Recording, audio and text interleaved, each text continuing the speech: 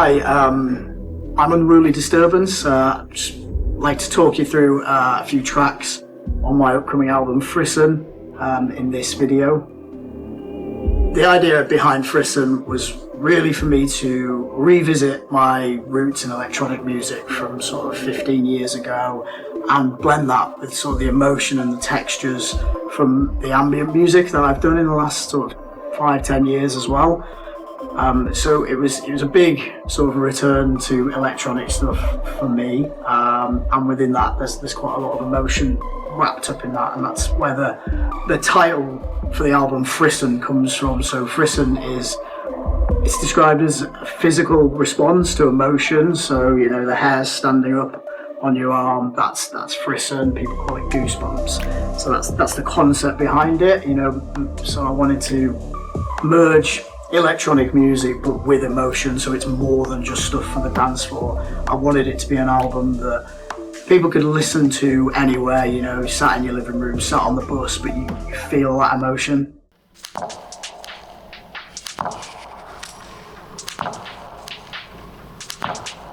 The first track on the album is called Manners Cost Nothing. It features a friend of mine called Matt Riches.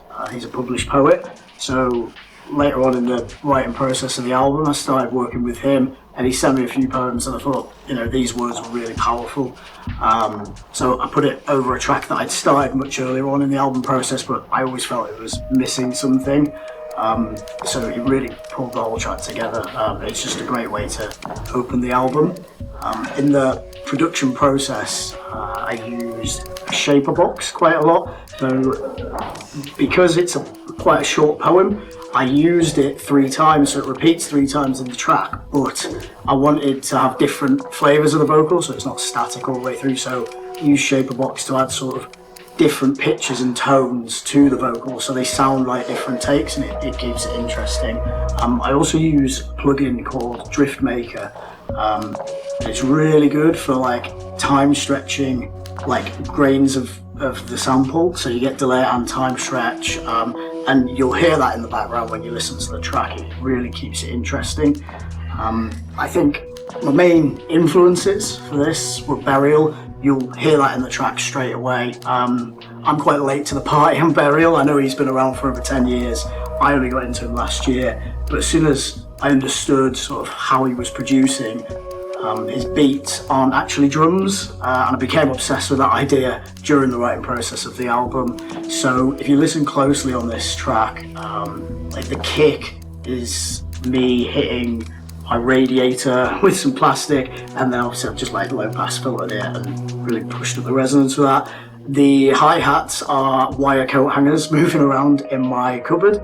And the sort of clap sound you hear is me slamming a window in my loft. So, you just treat that and then add some reverb, and you get these huge drum sounds, and we're not even using drums anywhere in the track. So yeah, that was big influences from Burial.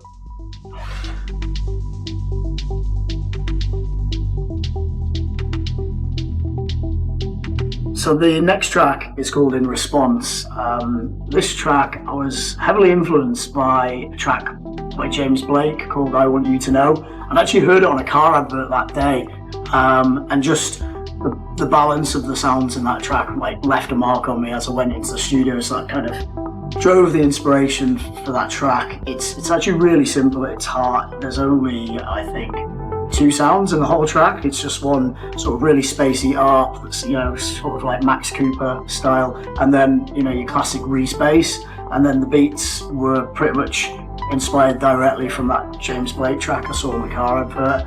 I do think it's a good reminder of how just having 1 or 2 simple elements used in the right way can make a powerful track. And yeah, it came together quite quickly, that track, because it was a simple idea just from one influence or a bit of inspiration, and yeah, I feel that carries through the track. So yeah, I think you'll like that.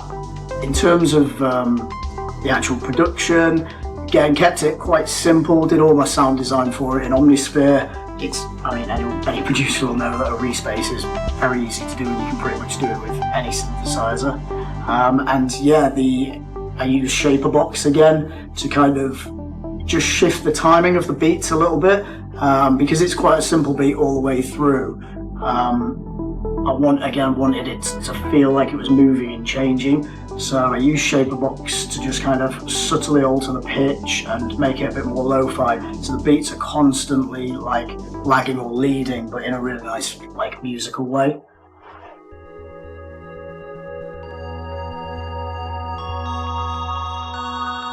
This next track is called A Touch of Discord. A lot of the tracks on this album were sort of a return for me producing like beats, but I've kept a few ambient tracks in there as well because that's more my background for the last 10 years. So this is an ambient track. I recorded this one nearly all on hardware. Most of the parts are just done in one take. I like to record that way sometimes because, you know, just go with what I'm feeling and then edit it all together later. So in A Touch of Discord, I used my Arturia Micro Freak and I ran it through a granular synthesizer I've got, the Tasty Chips GR1. So I was re-granularizing the synth sounds in real time and recording that, and you'll hear that in the track. You'll be like, oh, okay, that feels like it's moving and chopping in a nice musical way, and that's the combination of those two synths. It really flows like in three parts, this track. So, you know, you have this nice intro, and then the third part it builds to like a bigger sort of Hans Zimmer, Vangelis sort of soundscape. And as I was editing it into one track, I kind of came to the end of the second section and I just felt it needs something to really lift it. So there's a really nice payoff at the end where I run the entire track through Shaperbox to make the whole track sound like it's beats, but there's actually no drums in there. So when you listen to it, you'll think, oh, that sounds like a kick, a clap, hi-hats, but it's not. It's a series of filters that sort of just cut rhythmically that ultimately sound like a kick or a clap or a hi-hat. So it's a really unexpected payoff at the end of the track, and I feel that works really well.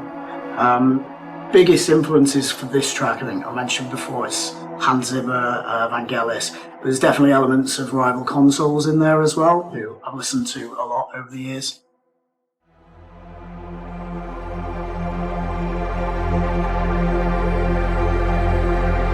So this next track is called Todd's Drone Throne.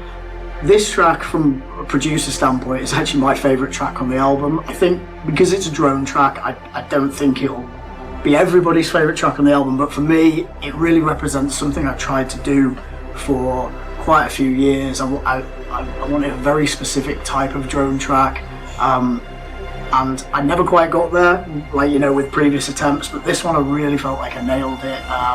You know, following influences like Ben Frost, Brian Eno, Raphael, Antonio Asari, you know, to compare it to that for the first time and say, oh, I'm really satisfied with it. That was a big moment for me.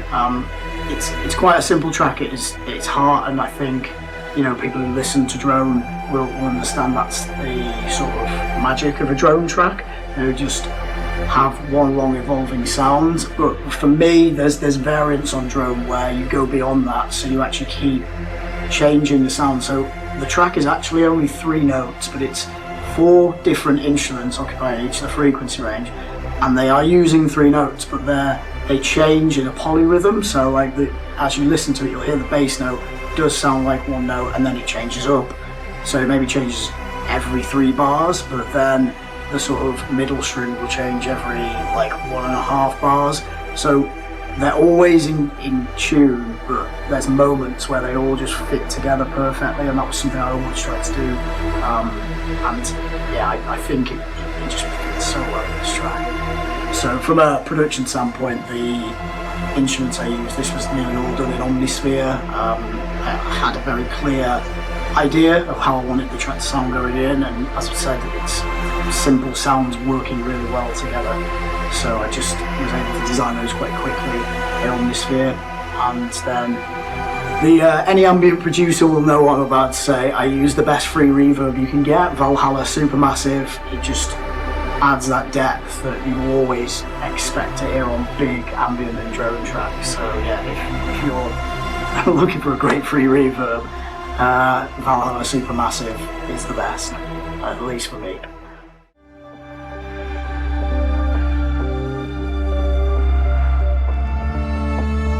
This track's called Willow's Lament. So this track is quite an emotional one for me. During the writing process, one of our pet house rabbits died, and I kind of, the immediate thing I wanted to do, you know, as a music producer, was kind of take those emotions and put it into my music. And I think I tried it within a couple of days after, like, we lost Willow, and I just couldn't do it. It was just too much. So I kind of left it to the end. So this was actually the last track I wrote for the album. Just wanted to sort of, you know, like, acknowledge, like, their passing in that way. So yeah, I feel that the instrumentation in it kind of represents her personality. So it's an ambient track, but there's like just lovely melody that sort of fades in and out. So sometimes it's there, sometimes it's not. And you know, I feel that the melody sort of really represented her personality. You know, she would always be there waiting for you in the living room when you came down. You know, I come out from a night out, she'd run out to see us. It was, you know, you'll hear it. It's happy and jolly, but also a bit somber because it's about a death. And then, as the beats come in further in the track, I think that represents sort of the bold, cocky side of her as well. And so from a production standpoint on this track, again, I kind of leant back on my ambient roots on this. So again, I've used the Tasty Chips GR1 to really granularize the synthesizer sounds, make it sound a bit more lo-fi. And I use an effects pedal called the Hologram Microcosm.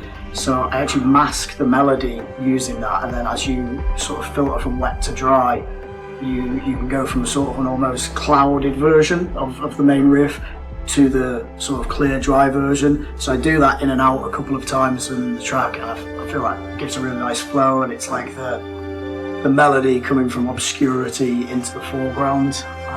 I took influence from people like Ben Frost and Rival Consoles for this track. That's sort of where I've heard those techniques used in different styles of tracks. That was what I wanted to do with this track.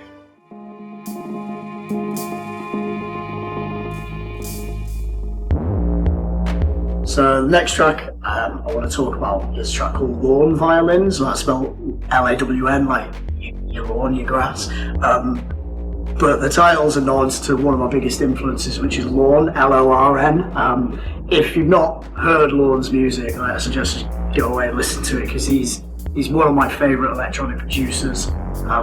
Just if you listen across all of his albums, he always pushes himself, he changes his style a bit, and you can hear new production techniques coming in, and that's something that really inspires me to try and get better. I actually think with this track I went in with a very specific like style in mind and sound in mind, but I don't think I achieved anywhere near what I think is as good as a Lawn track. You know, any producer will tell you that they're their own biggest critic. I think the bass sound I got was really sort of very Lawn-esque. I really love that bass sound I got, but then as the track went in a different direction, so I introduced sort of sampled violins and this old school piano sound. So the track goes in a different direction from what I think, like what I see Lawn tracks to be. But while I didn't achieve it, I still felt like it was a great track in and of itself. The piano sound, I ran it through my microcosm again to give it a sort of stuttered sound, and then I just recorded that back into my DAW. And there's elements in the track where, you know, I'm blending between the clean piano and the sort of stuttered one, which again keeps it interesting. And you do hear a lot of that in Lorn's music as well, sort of stuttered piano type sounds. But yeah, in case it wasn't obvious, the main influence of this track was Lorn. So yeah, that's Lawn Violins, that track. And break them hard.